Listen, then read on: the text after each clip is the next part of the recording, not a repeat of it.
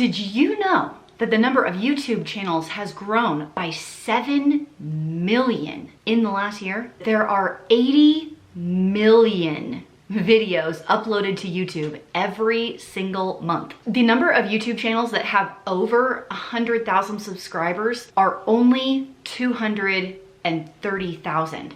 In contrast to that, there are 20 million YouTube channels that have between 10 and 1,000 subscribers. I myself am one of those YouTubers, and you might be wondering, with this data that I am presenting to you, she's probably gonna tell me not to start a YouTube channel. You would be wrong. You should start a YouTube channel, and in today's video, I am going to tell you why, how, even in 2021, you can be successful. So if you love YouTube and want to be a YouTuber, give this video a like, and let's get on with the rest of the information. The reason anyone should and could, or could and should, start a YouTube channel is because there is a massive range of content. It does not matter what you are interested in, there is probably a place on YouTube for you. People go on there to find out how to edit videos. They go on there to figure out how to fix their ice machine in their refrigerator. Sometimes they want to learn which camera is the best one to buy. They want to know run faster, so they want better technique. You can get all of that information on YouTube. So if your thing is crochet and you want to put a camera on your hands and teach people how to crochet while you voice over something, there will be people who watch it. And that's why I think it's one of the most amazing platforms to ever exist. Probably the most interesting thing about 2021, 8 out of 10 marketing companies think that YouTube is the most effective marketing platform that is available to the masses. So how to start YouTube? Number one, you just have to do it. Pick up a camera and do it. Most of our cell phones take better video than some of my first cameras that I used on my main channel. The camera I'm using is the Canon G7X Mark II. I have been using it for 3 years, and if you're not doing major cinematography type of channels, you don't need a multi-$1,000 camera. This one is under $600, and they've actually just upgraded it to the Mark III, which is on sale right now for $650 as of the recording of this video. But you know what? If all you have is a cell phone, take video on your cell phone. If you have an iPhone like I do, iMovie is free and you can upload straight from your phone. I know a lot of people that have done YouTube for a long time with just this. So if all you have is a couple $100 to spend on a phone plan, this is a great option. Oh, hello, how is it going? I'm actually recording on the selfie side of my iPhone right now. Let me flip it around, I'll show you the other one. Hello, this is the back side of my iPhone. So if you wanted to record with just your phone, that is definitely a possibility. What do you say we actually upload a video? So once you create your YouTube channel, you just hit the up arrow in the corner or the create button on the top right when you are logged into YouTube. And then you just drag and drop your file. You can hit select files, choose your file, and voila, however you want to say that, your video is now uploading. And depending on your internet speed, it can be fast or slow. Once you are in there, you're gonna wanna go in, type up a title, a description, add your keywords. There's a couple of other back-end things, make a thumbnail. Your title is very important because it's basically the #1 thing that people are gonna search for.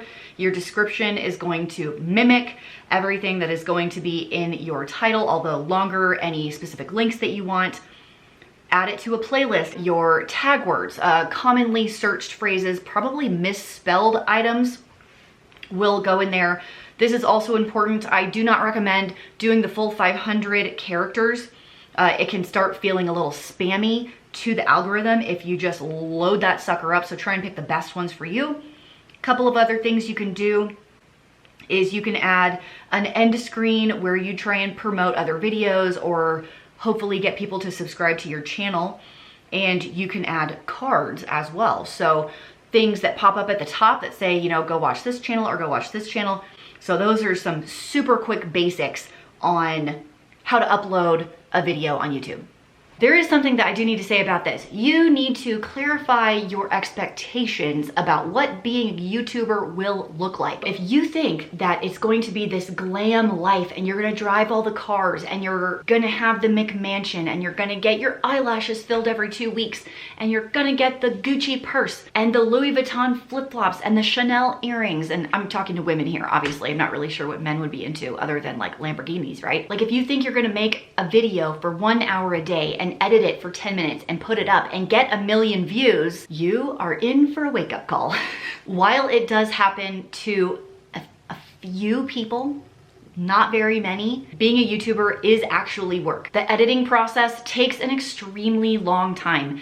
Probably for this video, I'm gonna be spending at least 4 hours editing, not to mention the research I have done leading into the video, not to mention the several hours of filming that I'm gonna be doing for the video to get all of the shots that I would like to include. Now, you can hire an editor, but that is definitely going to increase your expenses when you haven't started making money yet. And speaking of money, let's talk about money. That beautiful sound of cold, hard cash. That beautiful, beautiful sound. Nickels, nickels, nickels. When I originally started YouTube, you could get monetized right away. It was like way back in 2016. There were a lot of days that I made 1 penny a day for a very long time. I don't think I had a payout for like a year on my first year of YouTube. These days, you need 1,000 subscribers and 4,000 hours of watch time. At the time of me filming this video, the channel that you are watching this on, I do have the 1,000 subscribers, but the 4,000 hours of watch time is a little more difficult to come by. Now, the first few years that I did my Frugal Fit Mom channel, I thought it was lots of fun. I just recorded videos on whatever I wanted. They were very short a lot of the time, 3 to 4 minutes. Did not make thumbnails. I did not do descriptions. I did not do back end stuff. And it was very chill and easy, and I didn't make a dime. So if you want to do YouTube and not want to make any money whatsoever, you can do it for fun, but it is going to take some time. Way back then, I probably spent 10 to 15 hours a week on it.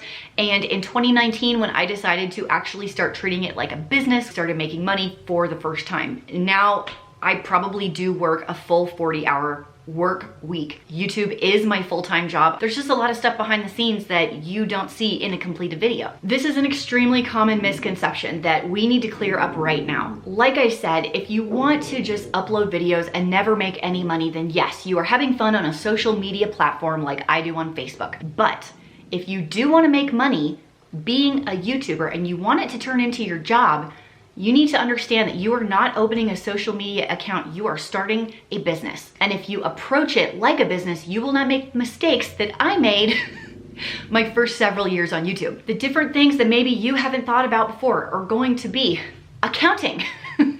You're probably gonna have to open your own business. It took me a very long time to do that, and I'm a little bummed I didn't do it sooner because the transition from my personal accounts into my business accounts is very messy and confusing. So you need to ask yourself, are you gonna be a one-man show, or are you going to hire people, or are you gonna start by yourself, and at what stage are you going to start hiring things out? It is definitely hard as a business owner to let go and trust other people with something that you've worked so hard on. I totally get it. But by handing over a video to an editor, I just freed myself up like 4 to 5 hours that I can then work on other videos and better videos and more videos. And doing something like what I'm doing right now is starting a second channel and coaching people on how to do this yourself instead of just entertaining people with cooking like on my other channel. What is going to be your topic of your channel?